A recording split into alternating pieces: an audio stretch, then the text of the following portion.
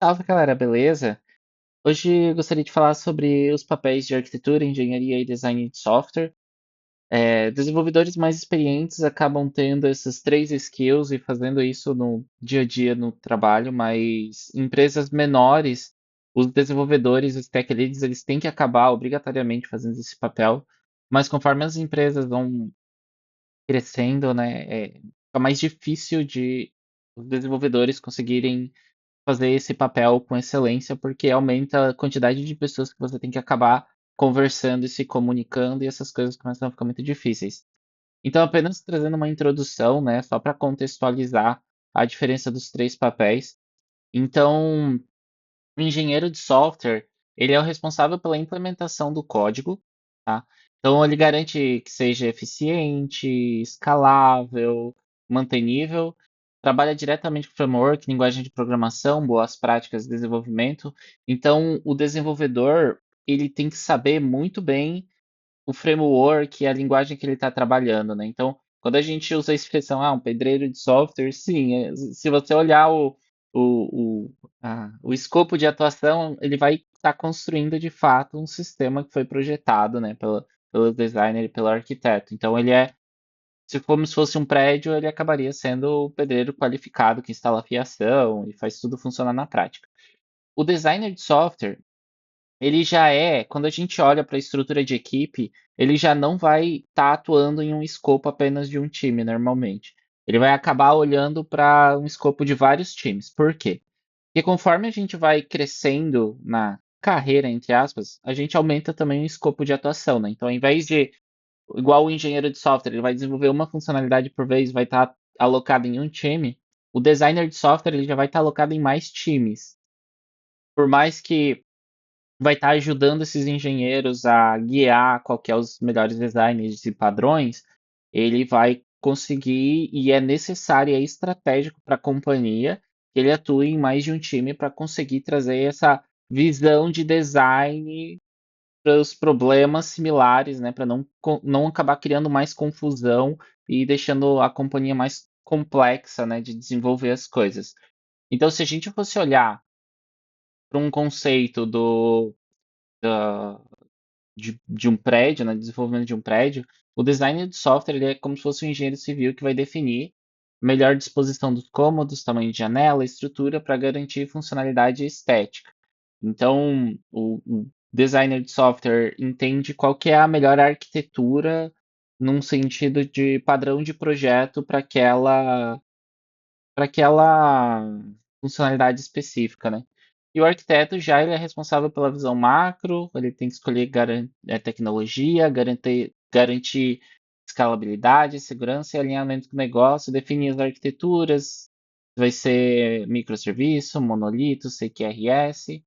E no final das contas, o arquiteto é quem define o estilo da construção, material e a estrutura geral e os regulamentos a serem seguidos para garantir que tudo funcione a longo prazo, né? Então, quando a gente olha para um papel de arquiteto, engenheiro e design, a gente olha o engenheiro de software, esse cara aqui ele vai trabalhar com o presente, né? O designer de software ele já trabalha para daqui a 3 a 6 meses. Então, pô, eu penso em uma arquitetura de software já pensando, já pensando em como eu escalo esse código, né? Então, algumas coisas a gente não precisaria envolver um designer de fato de software, mas em algumas situações é interessante, né? E até muitas vezes esses dois papéis eles são bem juntos, né?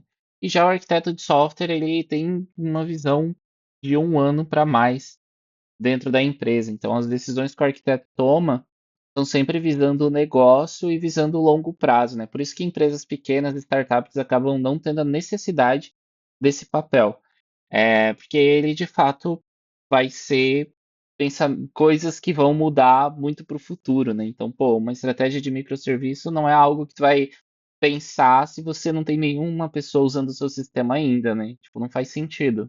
Então, conforme os problemas vão aparecendo e a empresa vai crescendo, a empresa acaba precisando de um direcionamento maior, logo acaba surgindo esses papéis, né, de arquiteto, por exemplo.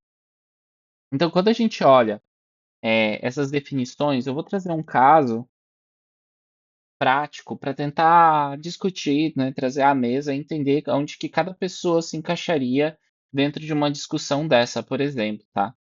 Então, o arquiteto, quando a gente cai nessa questão, né? Então, quando o usuário fizer um Pix, vamos enviar um e-mail após 1 minuto, caso não tenha pago o QR Code. Tem que ser um provider novo livre de spam. Então, pô, eu estou num contexto da empresa, eu tenho já um provider de e-mail, esse provider é um provider de coisas promocionais, então provavelmente ele está caindo muito spam. Então, para isso aqui ser efetivo, eu tenho que acabar esquipando essa caixa de e-mail de spam, então eu vou ter que implementar um provider de e-mail novo, né? Então, quando o usuário fizer o Pix, a gente envia esse e-mail após 1 minuto, caso ele não tenha pago o QR Code. Quando a gente cai aqui, eu não vou entrar no como fazer, mas quais perguntas que cada stack deveria fazer, né, para projetar o negócio. Então, quando eu olho isso aqui, o que que o arquiteto tem que acabar olhando, né? Então, ele tem que acabar vendo escalabilidade. Isso aqui, o quanto que isso aqui precisa ser escalável, né? Qual que é o risco? Qual que é o risco? Qual que é o risco de caso esse sistema caia? Então, qual que é o risco para o negócio, né? Pô, ele é muito crítico. Quanto que isso vai acabar afetando, eh, sei lá, a receita da empresa, né? Então, também entender o tolerante à falha, o quão precisa ser tão tolerante à falha assim, né? Então, esse serviço precisa de autenticação? Será que apenas um bloqueio via VPC na Amazon já não é o suficiente para a gente validar uma hipótese de negócio?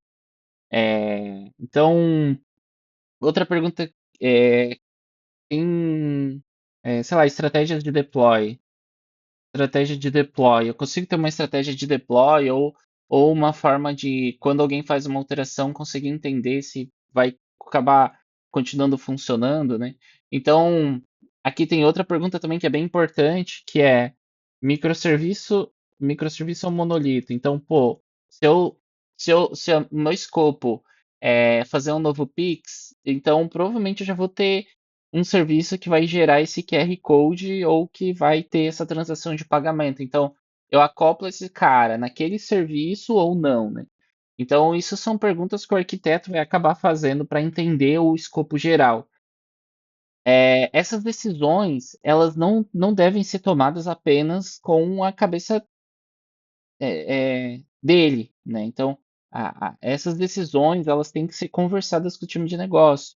Então, pô, quando eu falo de escalabilidade, o que que eu tenho que acabar perguntando ou entendendo? Pô, existe a possibilidade de, em algum momento, eu pegar todos os usuários que fizeram Pix hoje e não pagaram e regerar esse QR Code e mandar por e-mail para eles? Ou, enfim, ou algumas. Enfim, a solução pode acabar escalando a um nível que, pô, se eu faço apenas para as transações atuais, transacionais, ele não vai atender no futuro, né? Então, quando a gente fala que o arquiteto tem que pensar daqui a 1 ano, são essas as perguntas que ele vai ter que acabar fazendo, né? Então, é, aí depois disso a gente entra no papel do designer, né? Designer. Então, pô, eu tenho aqui o designer de software.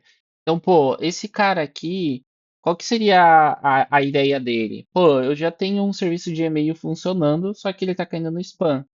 Pô, se eu for implementar um outro serviço de e-mail, será que eu uso um pattern de strategy, né? Então, pô, será que eu uso aqui um strategy para poder escolher um serviço ou outro serviço, né?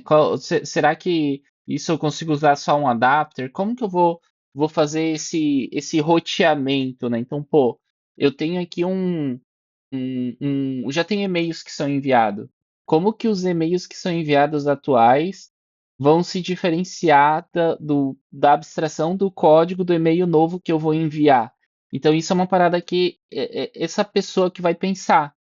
E quando essa pessoa pensar, por que que eu falo que ela não está num escopo único, né? Um escopo fixo? Porque quando ela pensar nisso, ela vai acabar pensando nos outros times. Tipo, como que os outros times também vão usar isso? Então, o escopo dela vai crescer, não é apenas específica para resolver essa funcionalidade. E o papel do engenheiro aqui, né? Então, o engenheiro, o que que ele vai fazer? Qual que é o papel dele? É pegar as restrições. Então, ele pega as restrições de arquitetura e as restrições de design. Pega essas duas restrições e implementa, implementa o código. Então, pô, esse código ele tem que ser performático, ele tem que ser resiliente, tem que ter o tratamento de erro, tem que integrar com as ferramentas que provavelmente já vão existir, tipo um tracer, etc. Mas é isso que esse cara vai fazer, né? E daí o arquiteto e o designer de software acabam validando se foi seguido essas restrições e acabam tendo outras formas também de validar, né? Tipo linter, essas coisas assim, para ter certeza que tudo está seguindo um padrão e que a empresa não está crescendo de maneira desordenada, né? Então, a princípio é isso que eu queria trazer. Eu queria só trazer um pouquinho dessa visão, assim. Se você gostou, deixa um like, se inscreve aí. O canal acabou de voltar, né? Eu também não sei direito ainda fazer vídeo, qual caminho vai seguir, mas se você gostou, deixa um comentário também. E valeu pelo apoio, obrigadão e é nóis. Fui!